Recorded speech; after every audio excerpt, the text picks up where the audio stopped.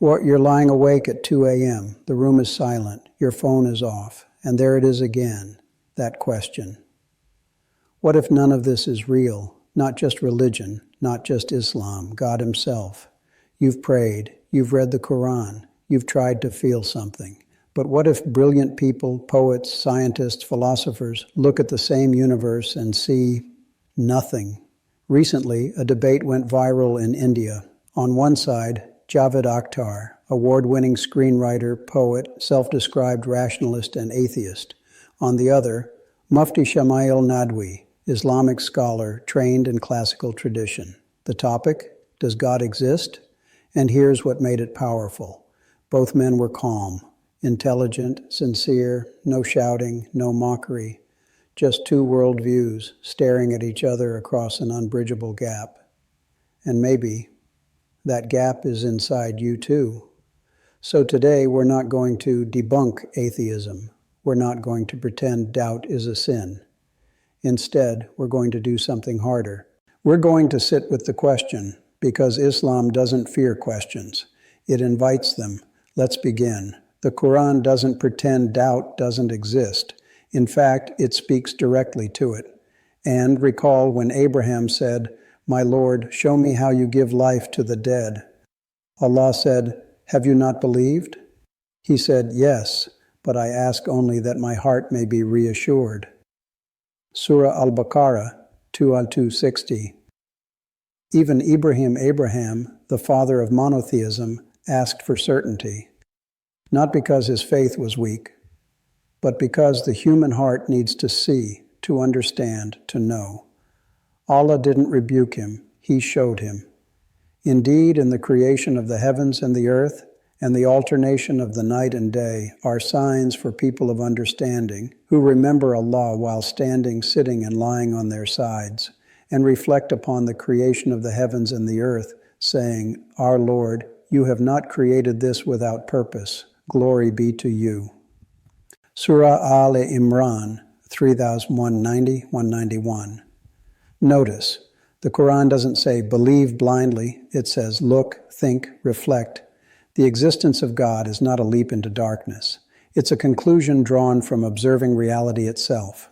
So set your face toward the religion, inclining to truth, following the fitrah of Allah upon which He has created all people. There is no change in the creation of Allah. That is the straight religion, but most people do not know. Surah Ar-Rum 30:30 Fitrah, the natural human disposition. According to Islam, every human being is born with an innate awareness of something greater. It's not taught, it's not cultural, it's wired into us. That's why even atheists feel awe under a starry sky. That's why even skeptics weep at beauty, at injustice, at love. They feel it, they just don't name it. And they denied them, though their souls were convinced of them, out of injustice and arrogance. So see how was the end of the corruptors. Surah An-Naml 27:14. This verse is about Pharaoh and his people, but it reveals something profound. Sometimes disbelief isn't about evidence, it's about pride. Admitting God exists means admitting you're not in control, you're accountable. Your life has a purpose beyond yourself, and for some, that's terrifying. But they plan, and Allah plans, and Allah is the best of planners. Surah Al-Anfal 8:30. Here's the uncomfortable truth. If God exists, everything changes. Your choices matter. Your suffering has meaning. Your death is not the end. And maybe that's why some people resist, not because the evidence isn't there, but because the implications are too heavy. A Bedouin once came to the Prophet and said, "Who created me?" The Prophet said, "Allah." "And who created Allah?" The Prophet smiled and recited, "Say, He is Allah, the One. Allah, the eternal refuge. He neither begets nor is born, nor is there to Him any equivalent." Surah Al-Ikhlas 112:1-4. The lesson, the question, who created God, is actually a category error. God, by definition, is uncreated. He is the necessary being, the one thing that must exist for anything else to exist. If God needed a creator, He wouldn't be God. The Prophet said, Shaitan comes to one of you and says, who created this? Who created that? Until he says, who created your Lord? If anyone experiences that, let him seek refuge in Allah and stop thinking about it. Sahih Muslim 134. Why does the Prophet say stop thinking about it? Because some doubts are philosophical traps designed to spiral you into paralysis. Islam encourages sincere questioning, but it warns against obsessive skepticism that leads nowhere. The Prophet said, by the one in whose hand is my soul, if you did not sin, Allah would replace you with people who would sin and then seek forgiveness so He could forgive them. Sahih Muslim 2749.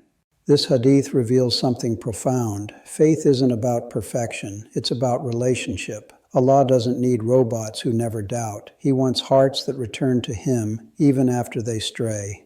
The Prophet said, righteousness is good character, and sin is what wavers in your heart and you would hate for people to know about it.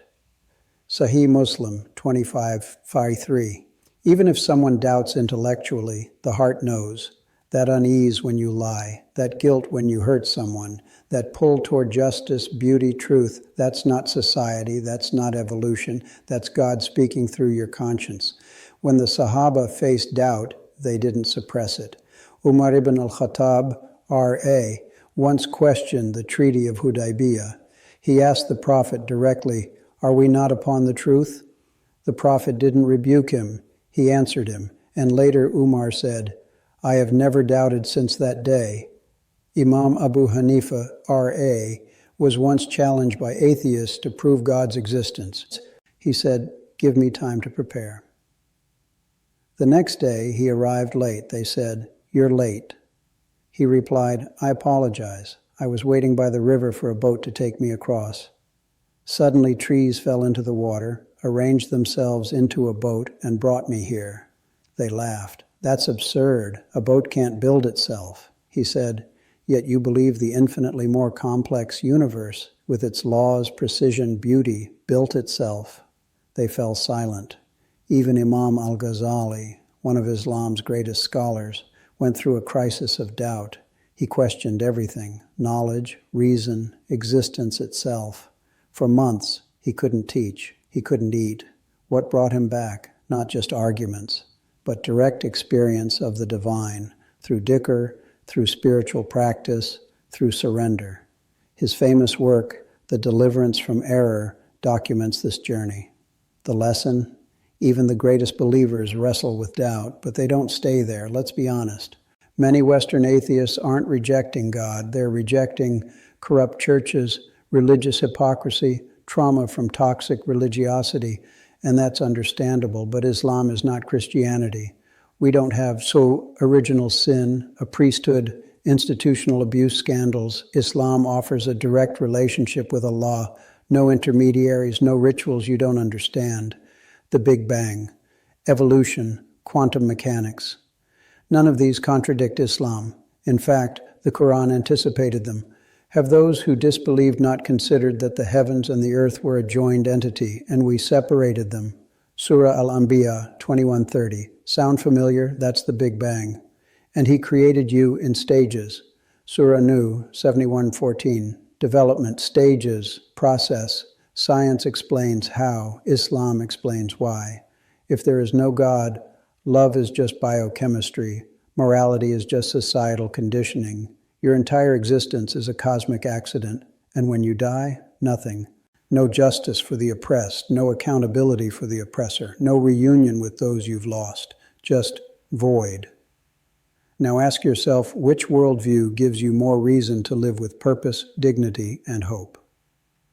If God is all good, why is there suffering? Short answer, because this life is a test, not a paradise. The Quran says, do people think they will be left alone because they say, we believe, and they will not be tested? Surah Al-Ankabut 29.2. Pain has purpose. It humbles us. It redirects us. It reveals our character. And Allah promises, indeed, with hardship comes ease. Surah Ash-Shar 94:6. Religion is just a coping mechanism. Response, maybe. But so is atheism. Atheism copes by saying there's no ultimate meaning, no cosmic justice, no accountability. That's comforting too, in a dark way. But Islam doesn't just comfort. It challenges you to be better, to serve others, to live with integrity. If religion were just about feeling good, it would be a lot easier. Believers are just brainwashed. Response: some are, but so are atheists. Western culture is saturated with secular assumptions.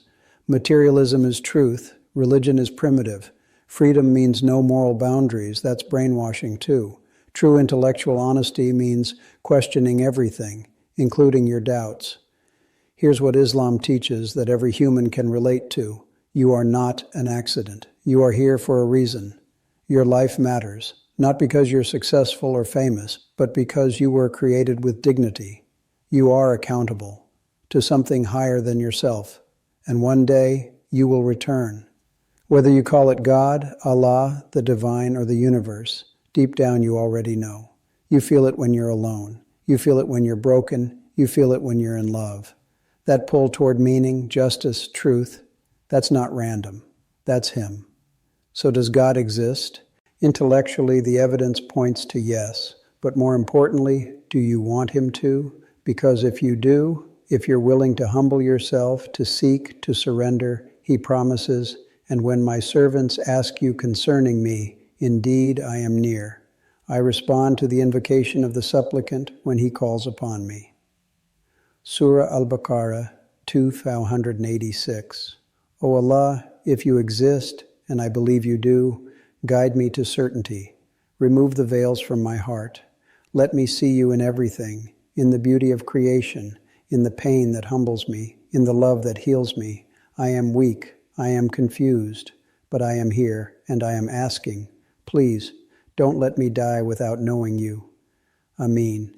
Tonight, before you sleep, go outside, look at the sky, and ask yourself, could all of this really be an accident? Don't argue with yourself. Just feel.